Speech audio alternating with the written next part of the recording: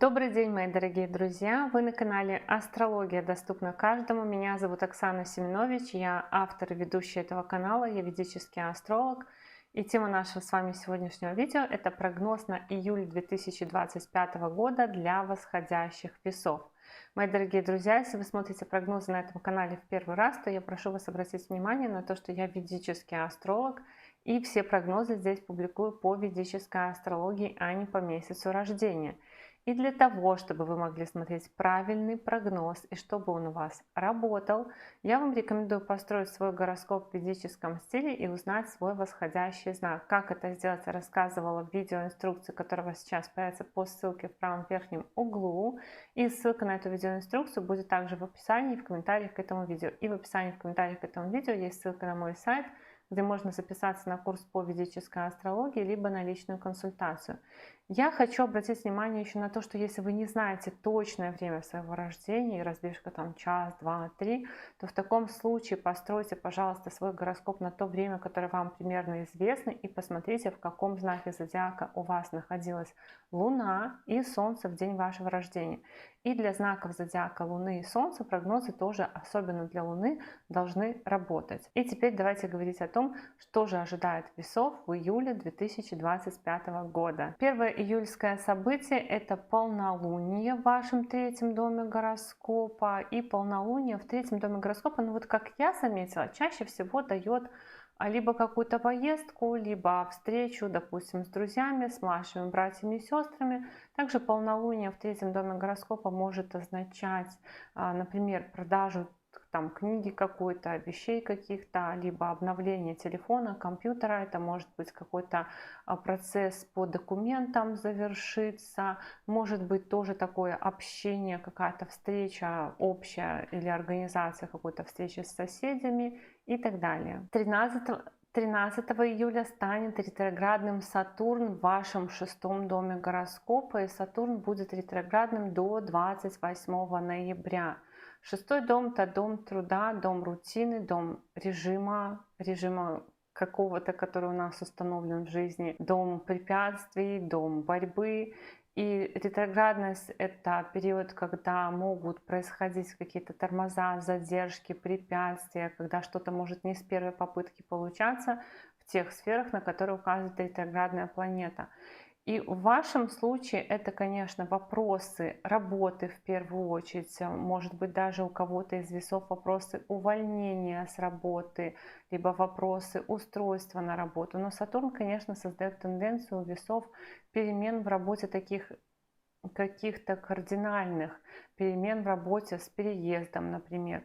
Также ретроградность Сатурна может повлиять на перемены в вопросах, связанных с местом жительства, с транспортом, с тем, что вы делаете, какой-то, может быть, ремонт. Также это вопросы, связанные с обучением, запуском проектов, с вашими какими-то продуктами, с детьми. Может быть, например, начали какой-то проект или начали какое-то обучение и начались сомнения, допустим, вы не можете понять, надо вам это или не надо, может быть пересмотр какой-то стратегии, может быть пересмотр каких-то ваших подходов.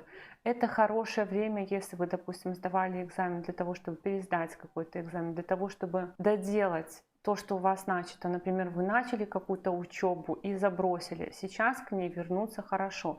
Либо вы начали какой-то переезд и забросили. Сейчас тоже хорошо вернуться. Либо, может быть, вы начали какой-то ремонт, у вас все долго стояло. Сейчас тоже хорошо к таким вещам вернуться. Если вы начали заниматься спортом, если вы начали какое-то лечение, тоже забросили, то это тоже период для того, чтобы к таким вещам возвращаться. В районе 14-20 июля будет соединение Марса и Кету в вашем 11 доме гороскопа. Кету по ведической астрологии подобен Марсу. Почему Кету подобен Марсу? Потому что Кету действует так же, как Марс. Он действует внезапно, резко, то есть, грубо говоря, без предупреждения. И какие-то перемены, такие вот внезапные, резкие, то есть у нас соединяются, грубо говоря, два Марса, две планеты, которые создают какую-то импульсивность в вашем 11 доме гороскопа, в доме наград, в доме достижений, в доме дополнительной прибыли, в доме, который отвечает за ваши финансы, счета. И причем Марс у вас тоже отвечает за финансы, за счета, за ваши ресурсы. Поэтому могут происходить какие-то резкие перемены. И я бы рекомендовала, например, большие суммы денег, если вы знаете, что с вас там должны какой-то платеж списать, не оставлять на счете, чтобы у вас там не было какого-нибудь двойного списания, потому что это период, когда могут происходить вот какие-то такие внезапные ситуации по финансам, внезапные ситуации в круге общения, внезапные ситуации, связанные с вашими достижениями, например, лишение какого-то звания или лишение какого-то достижения. Ну, потому что еще у нас Кету — это планета, которая все скрывает, которая делает все тайным. Может быть такое, что вы будете действовать в каких-то группах и сообществах тайным образом, например, как шпион внедритесь куда-то и будете подсматривать. Но также может быть и такое, что и ваше какое-то сообщество, в котором вы состоите, могут внедряться люди, которые будут, допустим, подсматривать или шпионить. Это еще такое показание, что, допустим, вы можете через своих партнеров войти в какое-то сообщество, но в целом этот Марс у нас на это указывает, и при этом вы будете действовать из-под тишка. То есть вы можете занимать в этот период роль какого-то тайного наблюдателя, может быть, разведать, как это работает, разведать, как, допустим, у кого-то какие-то отношения формируются, или, может быть, для того, чтобы с кем-то познакомиться, вы будете искать какие-то такие хитрые способы. Но в общем и целом, больше всего здесь нужно быть внимательнее к своим счетам, финансам, накоплениям, к отношениям с друзьями тоже, потому что могут быть какие-то двойные такие отношения, когда кто-то что-то имеет на уме, когда люди говорят с вами вроде бы искренне, а на самом деле у них какие-то мысли есть другие на этот счет. В общем, аккуратно в общении, аккуратно в обращении с деньгами, в оплатах, в платежах, в отношениях с незнакомыми людьми и в незнакомых командах, когда вы куда-то входите, в какие-то коллективы, тоже нужно держать ухо востро, не разбалтывать все свои секреты и не платить незнакомым людям. Ну или, по крайней мере, там по каким-то непроверенным ссылкам подозрительным и так далее. С 16 июля по 16 августа Солнце будет в вашем 10 доме гороскопа. Вот Солнце в 10 доме гороскопа — это в целом прекрасный транзит. Для Солнца это очень хороший дом гороскопа. Когда Солнце идет по 10 дому гороскопа, есть шансы повысить свою заметность в обществе, какие-то, может быть, общественные достижения получить. Также это может быть прояснение каких-то вопросов, связанных с работой, с вашим статусом, с вашими документами, дающими статус.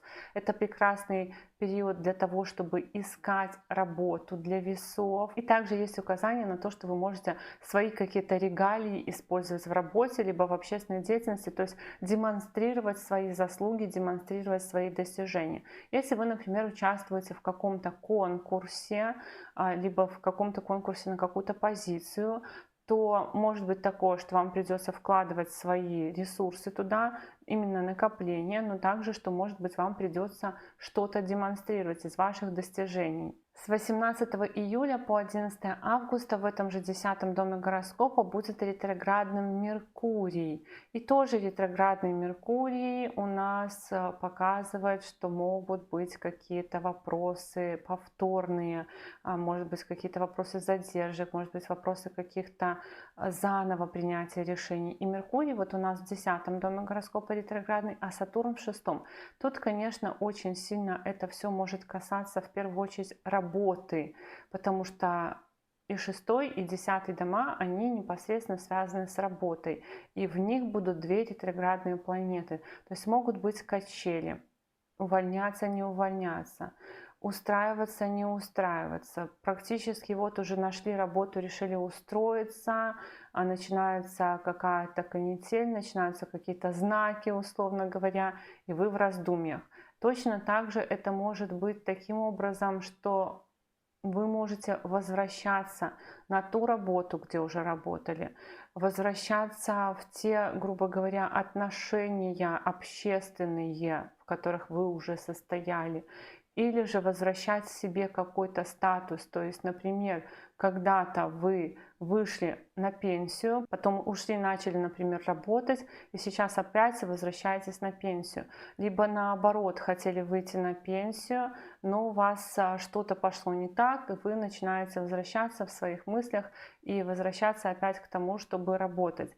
Также здесь есть действительно вот такие тенденции на то, что могут стоять остро вопросы увольнения, но у некоторых весов могут остро стоять вопросы изменения режима работы, и также могут стоять вопросы изменения в именно повышении. То есть вам могут обещать, допустим, что вас повышают, и это как такая морковка, которая впереди вас, что вот как обещание вас повысят, говорят вам, что вас повысят, но по факту это только разговоры, и меняются планы, и меняются условия. В общем, что-то такое может быть. Также период ретроградности Меркурия в вашем 10-м доме гороскопа указывает на то, что у вас могут быть поездки какие-то перенесенные, либо могут меняться планы по поездкам, особенно по проживанию где-то в гостях, может быть, посещению каких-то гостей, по переездам из города в город, из страны в страну и так далее. И в этом же 10-м доме гороскопа 24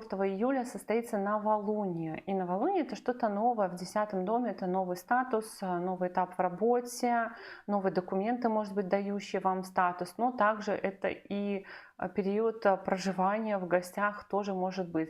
Также новолуние в 10-м доме гороскопа у нас может менять и что-то в месте нашего жительства, либо в нашем транспорте. 26 июля управитель всего вашего гороскопа Венера заходит в ваш 9-й дом гороскопа и будет там до 20 августа. И это прекрасно, потому что Венера выходит из 8-го дома гороскопа, из дома кризисов, из дома стрессов, из дома тайн, из дома неожиданностей. Венера заходит в 9-й дом удачи, благословения, расширения. Поэтому, конечно, у вас может поменяться даже, знаете, такое, как будто бы перещелкнуло. То были какие-то настроения кризисные, настроения только куда-то вглубь копать, что-то выяснять, тревожиться.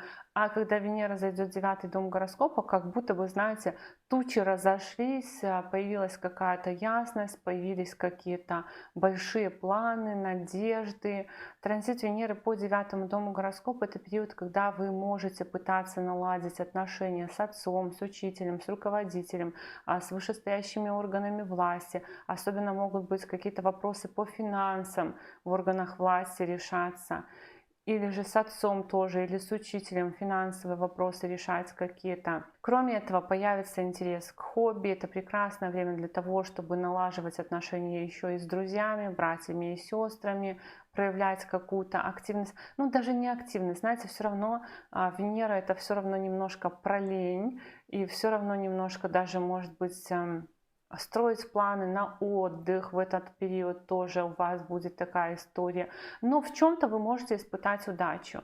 Также может быть какая-то тайная договоренность с отцом, учителем, руководителем, какие-то тайные сговоры. Такое тоже может быть. 28 июля Марс зайдет в ваш 12-й дом гороскопа и будет там до 13 сентября. Марс будет идти по знаку зодиака Дева в 12-м доме гороскопа. Вообще Марс в знаке зодиака Дева направлен на то, чтобы выявлять какие-то ошибки в системе, ошибки и не только выявлять ошибки в системе, но еще и выстраивать что-то. Но у вас это выстраивание может касаться работы, у вас это выстраивание может касаться каких-то отношений с людьми в других городах и странах, либо это может касаться медицинских каких-то процедур. Также это период, когда у вас может быть более такая повышенная физическая активность, спорт, такие вот вещи, вступление в какую-то борьбу. Это хорошо для того, чтобы заниматься каким-то техническим творчеством, либо чем-то наподобие танцев. Может быть, кто-то будет в этот период даже больше бегом заниматься, плаванием, ездой, ходьбой, то есть вот такими вот вещами. Также транзит Марса по 12 дому гороскопа у вас в вашем гороскопе — это период, когда может быть разлука в отношениях, либо дистанция какая-то в отношениях, либо с какой-то командой, например, выход из какой-то команды. Но это еще может касаться, вернее, проявляться так, что просто все очень сильно заняты, и никому нет ни до кого времени. Не то, что дело, а времени. Поэтому это может быть как разлука, либо просто какая-то дистанция. Для кого-то это может быть период поездок в другие города, в другие страны, для поиска клиентов, для заключения каких-то партнерских соглашений и так далее. И еще это период, когда у вас будут большие, наверное, импульсивные траты, либо необходимость активно пользоваться иностранными языками и попыток таких, может быть, даже где-то агрессивных, заработать денег от чужой страны, от чужого города, от закрытых организаций, то есть, может быть, налаживать связи с иностранцами, либо с больницами, санаториями, пансионатами, монастырями какими-то, фабриками, заводами и так далее. Вот так, мои дорогие друзья, такой у нас с вами был сегодня прогноз на июль 2025 года для восходящих весов. Я благодарю вас за поддержку этого канала в виде ваших лайков, комментариев и обратной связи. Но если вы еще не подписаны на этот канал, то, конечно же, приглашаю вас подписываться. И до новых встреч. Пока-пока.